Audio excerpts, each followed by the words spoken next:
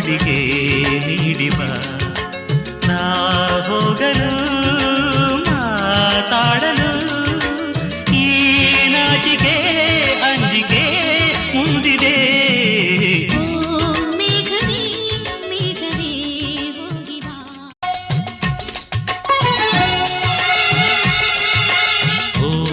ಮೇಘವೇ ಮೇಘವೇ ಹೋಗಿ ಬಾ ಈ ಮೂಲೆಯ ಅವಳಿಗೆ ನೀಡಿ ಬಾ.